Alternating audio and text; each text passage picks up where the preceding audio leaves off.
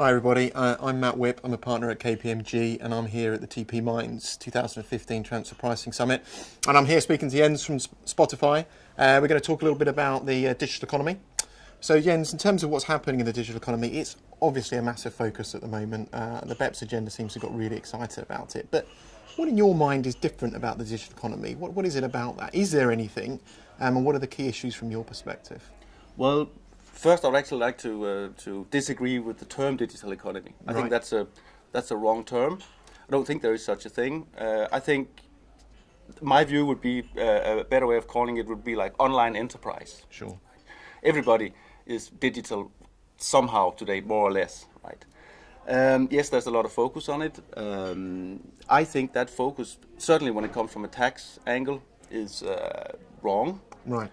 Because it's been, it's been with a lot of bad publicity around that the businesses in the digital economy are sort of dodging taxes, and I actually don't think that that's truly fair. Okay. I don't think there are particular issues related to businesses that's driven online, wholly or partly. I think business is driven today, whether electronic or not, the same way it was in the 1850s. Right?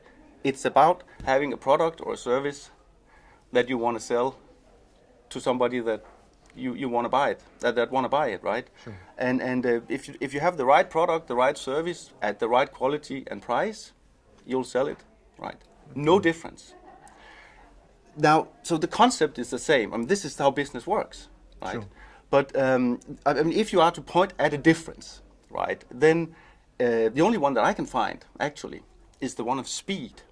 Okay, how do you mean speed in what way? So in terms of speed of the transaction, speed of data flow, what's the key difference? Across the board, right? So if you start from looking at the business itself, right, you can get an idea, start a business, and then grow that at a much faster pace today than what you could, 30 years ago. Clearly, and that is because of the internet and the technology, information technology, right? No question about that. And you can have a global reach really, really quickly. You couldn't do that 30 years ago, right? And that's the difference. And also, yes, the transactions happen quicker, right, with a click. Sure. If you talk about the online part of things. But again, the fundamentals are the same, right? If you don't have a product or a service that people want to buy, well, you don't do business. So from your perspective, there isn't a dramatic difference in the underlying business principles. The medium, the speed, getting through the internet might be a little bit different, but possibly then some unfair rhetoric in the public domain because of the actions of a few rather than the masses.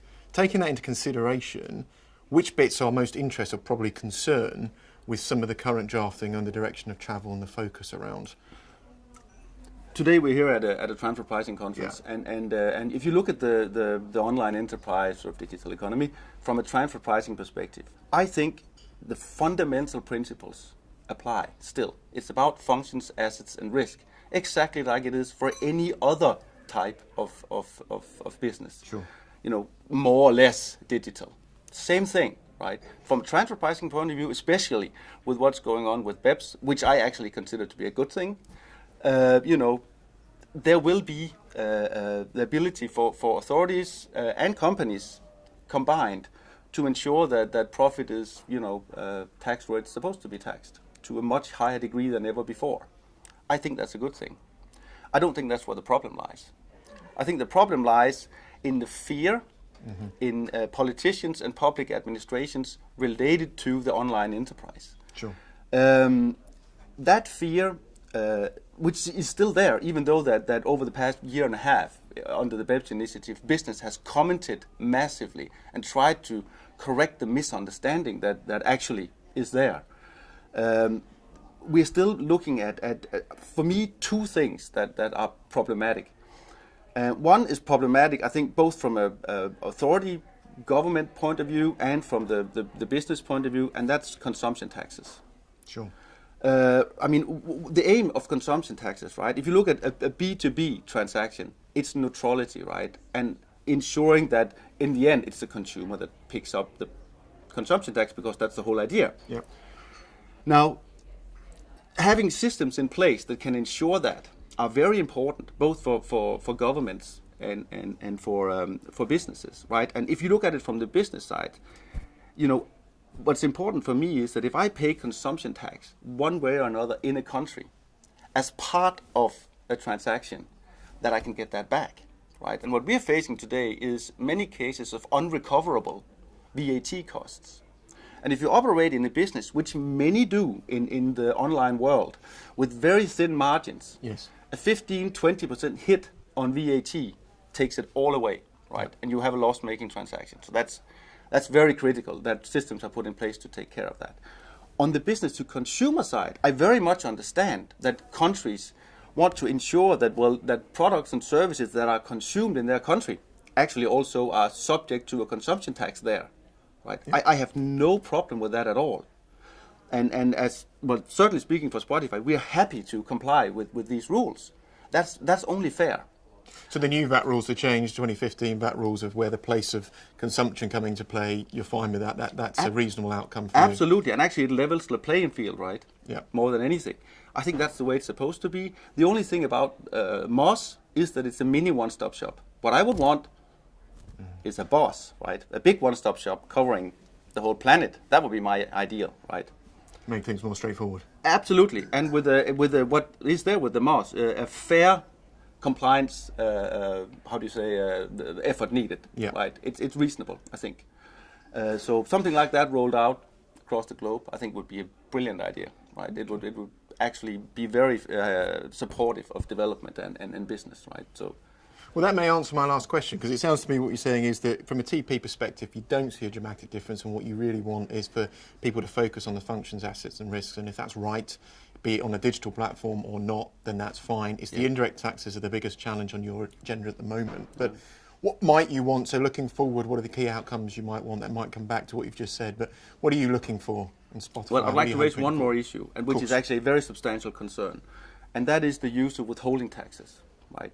Withholding taxes, I mean, actually on the indirect side, I think even under the very cumbersome regimes that exist today, certainly outside Europe, that's sort of doable. We can handle that and minimize the cost so we can live, right? But on withholding taxes, that's a tax on growth, right? You don't even have to make any money. You don't have to have a profit, and you're still paying tax.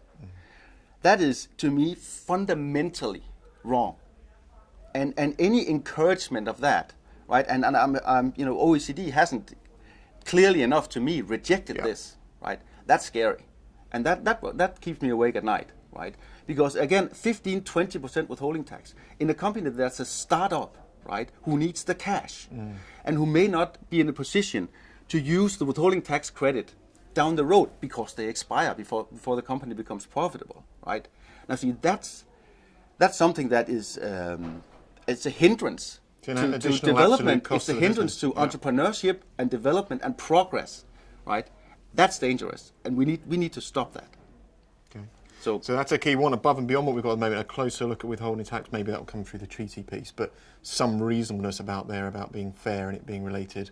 A profitable enterprise, not the startup. I would have loved for the OECD clearly to state, as they did in the treaty characterization tag in 2001, withholding taxes are not an appropriate instrument to deal with digital business, because it isn't. It is the opposite, right? Okay. So that would be very helpful if we could get such a statement. Well, let's hope that the OECD are listening. I know that some of their delegates are here at the conference, so hopefully they've heard that and they action on it. But in the meantime, it's a pleasure speaking with you. Thanks very much, Jens. Thank you. Thanks, guys.